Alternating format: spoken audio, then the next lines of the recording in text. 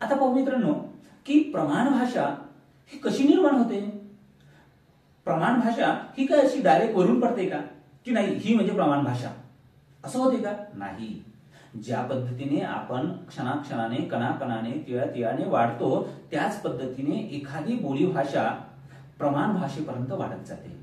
म्हणजे एक लक्षात घ्या की एखादा पंतप्रधान किंवा एखादा झालेला मुख्यमंत्री हा केव्हा तरी तुमच्यासारखाच विद्यार्थी होता, पण तो विकसित होत गेला, तो अभ्यास करत गेला, तो राजकारणामध्ये आला, दबदबा वाढत गेला आणि मुख्यमंत्री झाला. त्याच पद्धतीने एखादी बोलीच पुढे जाऊन प्रमाण भाषा होते. आता एखादी बोली भाषा प्रमाण भाषा केव्हा होते, तर तुमच्या लक्षात आलं असेल मित्रांनो की एखादं गाव विकसित केव्हा होते. मग तुमच्या लक्षात येतं की ज्या गावामध्ये, ज्या शहरामध्ये रेल्वे आलेली आहे, ज्या शहरामध्ये विमानतळ आहे, ते शहर, ते गाव विकसित झालेलं आहे. म्हणजे दळणवळणाची साधनं. एखादी बोली भाषा प्रमाण भाषा केव्हा होते की बोली भाषेचा जो काही प्रदेश आहे त्या प्रदेशापर्यंत दळणवळणाची साधनं आहे का. म्हणजे तिथे लोक जातात, तिथले लोक बाहेर येतात, दोघांच्या संपर्कातून त्या भाषेला महत्व येतं, त्या भाषेला म्हणजे त्या समाजाला महत्व येतं, त्या समाजाला म्हणजे त्या समाजाच्या भाषेला महत्व येतं आणि ती भाषा वाढत जाते, विकसित होत जाते.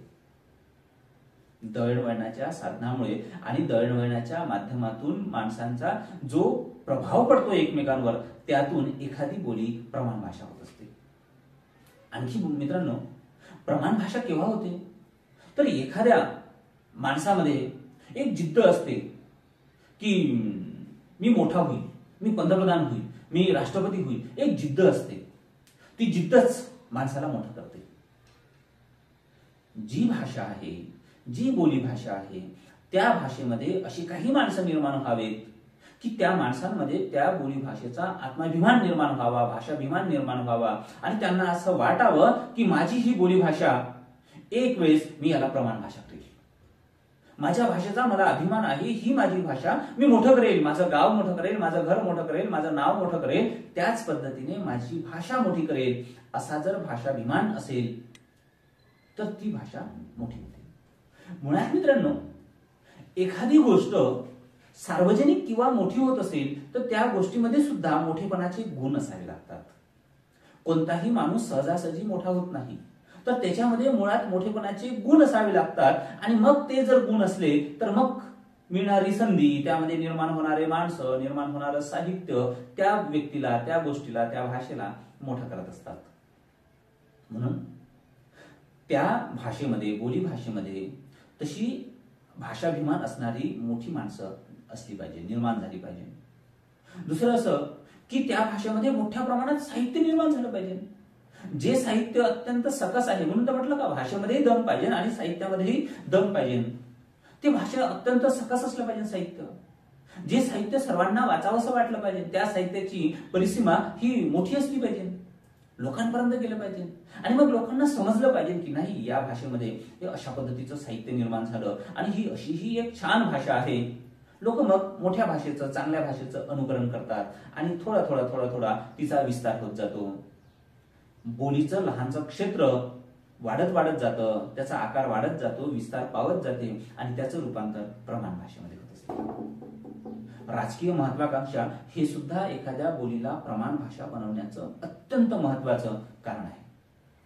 त्या बोली भाषेमध्ये राजकीय व्यक्तिमत्व सुद्धा निर्माण झालं पाहिजे, कारण एखाद्या बोलीला प्रमाण भाषा करण्यासाठी राजकीय वर्तुळ सुद्धा अत्यंत महत्वाचं आहे. आता मित्रांनो आपण जी आज प्रमाण भाषा बोलतो, मराठी प्रमाण भाषा बोलतो, ही कुठली भाषा आहे तर पुण्याच्या आजूबाजूची ही भाषा आहे. तेव्हा ती बोली भाषा होती. इंग्रज आले आणि इंग्रजांनी किंवा विष्णुशास्त्री चिपळूणकर, दादोजी पांडुरंग अशा लोकांनी या भाषेला एक वेगळा दर्जा मिळवून दिला, तो प्रमाण भाषेचा दर्जा मिळवून दिला.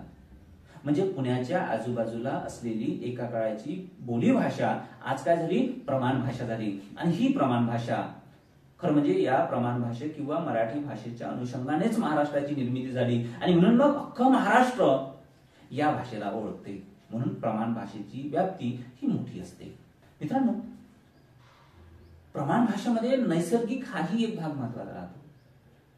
की ती कुठे आहे भाषा, ती जी बोली भाषा आहे ती कोणत्या नैसर्गिक वातावरणामध्ये आहे, त्या नैसर्गिक वातावरणाचाही ते नैसर्गिक वातावरण सगळ्यांना सूट झालं पाहिजे, तेव्हाच तर लोक तिथे जातील, येतील, राहतील आणि तिथली भाषा आपल्या गावांपर्यंत, आपल्या लोकांपर्यंत, आपल्या मनांपर्यंत घेऊन जातील.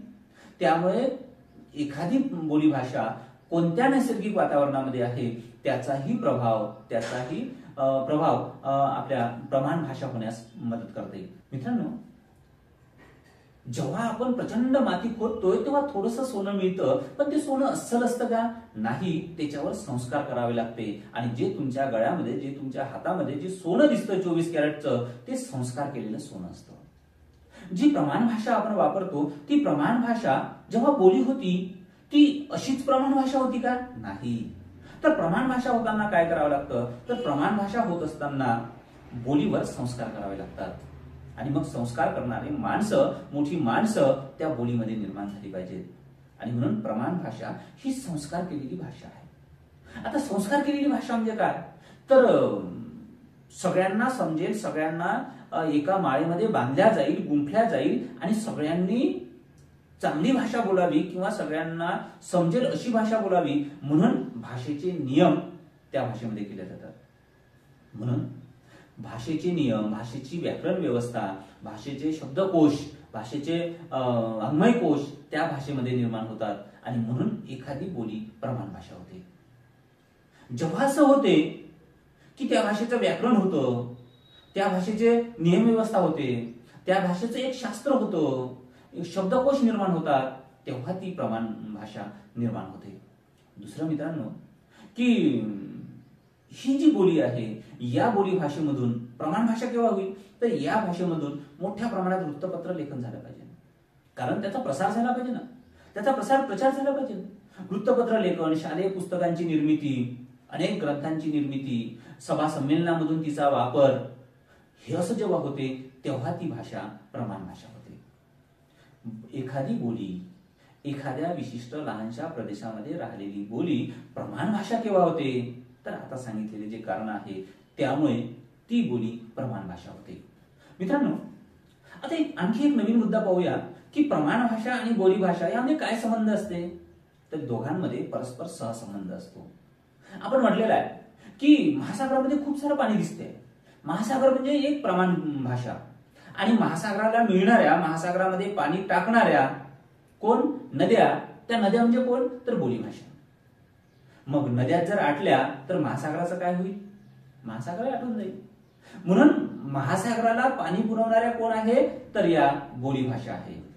प्रमाण भाषेला शब्द पुरवणाऱ्या कोण आहे, तर बोली भाषा आहे. आणि म्हणून नदी ज्या पद्धतीने पाणी वाहत नेते त्याच पद्धतीने बोली भाषा ही बोलती ठेवते, ती जिवंत असते, ती सहज निर्माण होते. बोली भाषेवर संस्कार केले जात नाही. आई जी बोलते ती आपली मातृभाषा, ती आपण सहज निर्माण करत असतो. बोली भाषा ही लोकांच्या बोलण्यातील भाषा असते. बोली भाषा ही लोकांच्या दैनंदिन वापरामधली भाषा असते.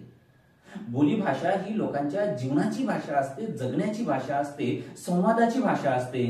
आणि म्हणून ती भाषा जिवंत माणसांची भाषा असते, म्हणून ती जिवंत असते.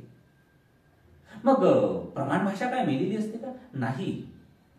तर प्रमाण भाषेवर संस्कार केलेले असतात. प्रमाण भाषा स्थिर असते. प्रमाण भाषेमधले शब्द हे वापरून गुळगुळीत झालेले असते. जेव्हा बोली भाषेमध्ये एखादा नवीन समूह निर्माण होतो, ज्यांची एखादी नवीन वेदना येते, त्या वेदनेसोबत नवा शब्द येतो, शब्दाचे आविष्कार येतात, शब्दामागे संदर्भ येतात, हे पहिल्यांदा बोली भाषेमध्ये येते आणि बोली भाषेमधून मग प्रमाण भाषेमध्ये जाते. म्हणून बोली भाषा ही प्रमाण भाषेला शब्द पुरवतात, संदर्भ पुरवतात. दुसरं असं मित्रांनो की बोली भाषेचा वर्तुळ ही छोटं असतं, त्याचा प्रदेश हा छोटा असतो, त्याचा आकार हा छोटा असतो. अशा अनेक बोली प्रमाण भाषेमध्ये सामावू शकतात. म्हणून प्रमाण भाषेचा म्हणजे महासागराचा आकार हा मोठा असतो, विस्तृत असतं. आणि म्हणून त्याला बोली भाषा प्रमाण भाषेला व्यापक करतात, समृद्ध करतात. जर बोली भाषाच नसेल तर प्रमाण भाषा राहणार नाही. नदीत जर आटली तर महासागर जिवंत राहणार नाही. हे अशा पद्धतीनं त्यांचा संबंध असतो. दुसरं मित्रांनो, की प्रमाण भाषेमधले जे शब्द आहे किंवा जे वाक्य आहे किंवा जे बोलणं आहे ते साधारणतः कृत्रिम असते. नाही, काहीतरी बोलायचं म्हणजे बोलायचं अशा पद्धतीने असतात. पण बोली भाषेमधलं जे बोलणं आहे ते अत्यंत जिव्हाळ्याचं असतं. मित्रांनो बघा, उन्हाळ्याचे दिवस आहे, दुपारी 1 वाजलेला आहे आणि अनवाणी पायाने एक लहानसं मुलगं त्या वर छतावर, म्हणजे वर टिनपत्र टाकलेलं आहे त्या छतावर ते फिरते आहे. त्याला ती मजा वाटते अनवाणी फिरताना. पण खाली असलेल्या आईचं काळीच ती तुटते आहे की माझा मुलगा तिथे अनवाणी पायाने त्या तपलेल्या टिनावर फिरते आहे, त्याचे पाय जळत असेल, तिथे त्याचे पाय जळत असेल आणि इथे आपल्या आईचं हृदय जळते आहे. म्हणून ती म्हणते की बाबू खाली उतर. ती उतरतच नाही. मग ती म्हणते की पोट्ट्या, वर मरण्यापेक्षा खाली येऊन मरणं. हृदयातूनच निघालेलं आहे, जसं आलं तसंच निघालेलं आहे. हा जिवंतपणा त्या भाषेमध्ये असतो. म्हणजे ते आई आहे, काहीतरी ती बोलून जाते, पण मारणे हा तिचा उद्देश नसतो. पण त्याच्यावरती कोणताही संस्कार करत नाही, जसं निघालेलं आहे तसंच व्यक्त होते. प्रमाण भाषेमध्ये काय होते? प्रमाण भाषेमध्ये आपण विचार करतो. सभा संमेलनामध्ये बोलताना आपण विचार करतो की आता काय बोलायचं, कोणता शब्द वापरायचा, कोणत्या शब्दाची निवड करायची, तो शब्द कसा फेकायचा, आरोह अवरोह कसा करायचा, हे सगळं आपण बोलतो. आणि म्हणून ते संस्कार करता करता करता करता कृत्रिम होते. दुसऱ्या भाषेमध्ये तुमच्या घरची मिरच्याची चटणी किंवा मिरच्याचा ठेचा बघा आणि मोठ्या हॉटेलमधून खाणारा मिरच्याचा ठेचा बघा, फरक पडतोय. ग्रामीण भागातली असाल तर मोठ्या हॉटेलमधून जर ठेचा खात असाल तर असा घेताना असा खाताय, काहीच तिखट वाटत नाही. आणि घरचा ठेचा थोडा जरी घेतला तरी अंगार होते. बोली भाषा ही अशी जिवंत असते, कृत्रिम नसते. आणि प्रमाण भाषा ही कृत्रिम असते, त्यावर संस्कार केलेले असते. अशा पद्धतीने बोली भाषा आणि प्रमाण भाषा यांचा सहसंबंध आहे. आणखी मुद्दा एक मित्रांनो, की बोली भाषेच्या अभ्यासाची काय गरज आहे? कशासाठी बोली भाषेचा अभ्यास करायचा? मित्रांनो, आपण जे जगतोय ते प्रमाण भाषेवर जगत नाही. आपण जे दैनंदिन काम करतो ते प्रमाण भाषेमधून करत नाही. प्रमाण भाषा ज्याला आपण मुंबईचे लोक, पुण्याचे लोक असं समजूया आपण, किंवा अमरावतीचे लोक, नागपूरचे लोक हे प्रमाण भाषा वापरतात असं आपण समजतो. पण तरी सुद्धा ते जेव्हा घरी राहतात, घरच्या आप्तेष्टांसोबत बोलतात, नातेवाईकांसोबत बोलतात, तेव्हा ते प्रमाण भाषा वापरत नाही. तेव्हा त्यांची एक बोली भाषा असते. म्हणजे प्रत्येक माणसाकडे 2 भाषा तर असते. एक त्याची स्वतःची बोली भाषा आणि समाजामध्ये वावरत असताना, वृत्तपत्रामध्ये काम करत असताना, सभा संमेलनांमध्ये, कार्यालयांमधून बोलत असताना, लिहित असताना प्रमाण भाषा. आता मित्रांनो, की या मग बोली भाषेच्या अभ्यासाची काय आवश्यकता आहे? तर बोली भाषा जर टिकवली, त्याचा अभ्यास केला तर त्यातून समाज जिवंत राहतो. त्यातून समाजाच्या समस्या आपल्या लक्षात येते. कारण प्रमाण भाषेमधून समाजाच्या समस्या लक्षात येत नाही, ग्रामीण भागाच्या समस्या लक्षात येत नाही. कारण प्रमाण भाषा कुठे असते? तर प्रमाण भाषेची व्याख्याच पाहिलेली आपण, की प्रमाण भाषा ही नगरांमधून राहिलेली, सुशिक्षितांच्या बोलण्यातील आणि ज्याचं क्षेत्र व्यापक आहे, मोठं आहे, कार्यालयांमधून लिहिणारी ती प्रमाण भाषा. मग बोली भाषा कुठे असते? तर बोली भाषा ही ग्रामीण भागात असते. बोली भाषा ही प्रत्येकाच्या मनाची, प्रत्येकाची पहिली भाषा असते. आणि म्हणून मग जी काही समस्या सांगायची असेल ती आपण बोली भाषेमध्ये सांगतो. म्हणून बोली भाषेच्या अभ्यासाची काय आवश्यकता आहे? तर लोकांच्या समस्या सोडवण्यासाठी आवश्यकता आहे. कारण जी जखम झालेली आहे ती जखम आपल्याला बोली भाषेमधून सांगता येते. एका चित्रपटामध्ये एक गाणं आहे मित्रांनो, मले जाऊ दे नव. हे बघा, आता हे मले जाऊ दे नव हे बोली भाषेमधलं वाक्य आहे, पण डायरेक्ट हृदयाला भिडतं. मित्रांनो, आनंद असेल, दुःख असेल, ती वेदना असेल, सुख असेल, ते आपल्याला बोली भाषेमधूनच व्यक्त करता येतं. आणि बोली भाषेमधूनच आपल्या समस्या मांडता येतं. समस्या सोडवण्यासाठी बोली भाषेचा आवश्यक आहे. मित्रांनो, बोली भाषेमध्ये एक जिवंत राहते. ज्या पद्धतीने झऱ्यामध्ये, ज्या पद्धतीने त्या नदीमध्ये पाणी खेळतं राहतं, वाहतं राहतं, प्रवाहित राहतं, त्या पद्धतीने बोली भाषेमुळे समाज जिवंत राहतो. समाजातलं आदान प्रदान, जिवंतपणाचं आदान प्रदान होतं. ते ठेवण्यासाठी बोली भाषेच्या अभ्यासाची गरज आहे. मित्रांनो, बोली भाषेमधले आता बऱ्याचदा ग्रामीण भागाचं सुद्धा एक शहरीकरण होत आहे, माणसाचं सुद्धा जागतिकीकरण होत आहे, शहरीकरण होत आहे, संगणकीकरण होत आहे. अलीकडे माणसांपेक्षा मोबाईल नंबरला अधिक महत्व येत आहे.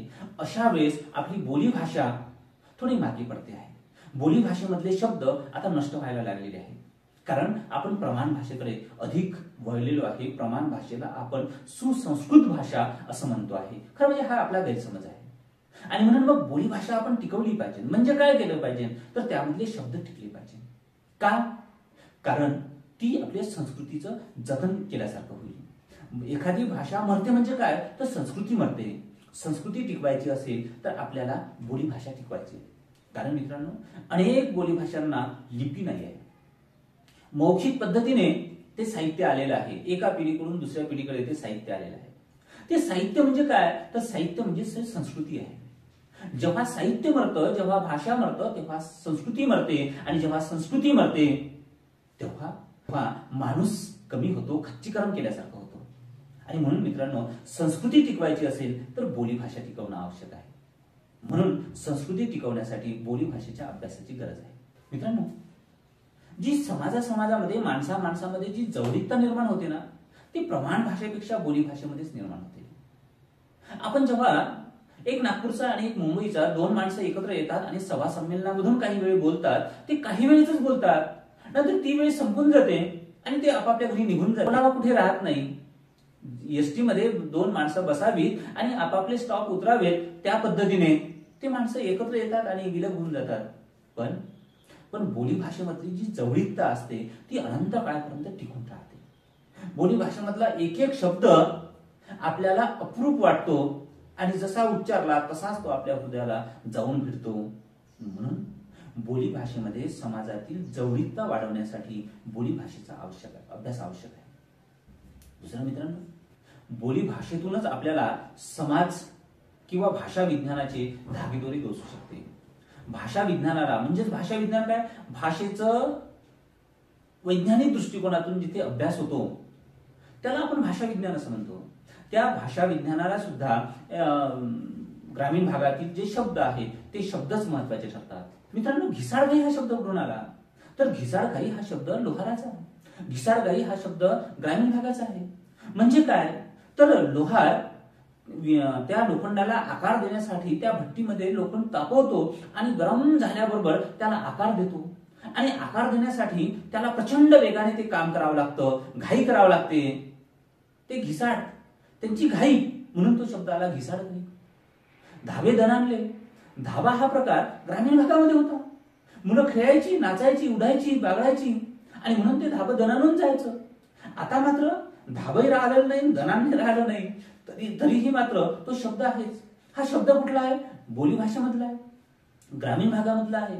आणि मग शब्द विकसित कसे होतात, शब्दांची निर्मिती कशी झाली, याचा संदर्भ भाषा विज्ञानाला कुठून घ्यावा लागेल, बोली भाषेमधून घ्यावा लागेल.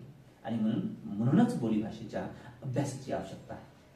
मित्रांनो, प्रमाण भाषा आणि बोली भाषा हे प्रकरण पाहत असताना प्रमाण भाषेची व्याख्या, बोली भाषेची व्याख्या, इथपासून तर बोलीच्या निर्मितीची कारणं आणि प्रमाण भाषा केव्हा निर्माण होते आणि बोली भाषेच्या अभ्यासाची काय आवश्यकता आहे, या सर्व मुद्द्यांचा उहापोह आपण या प्रकरणाच्या माध्यमातून केला आहे.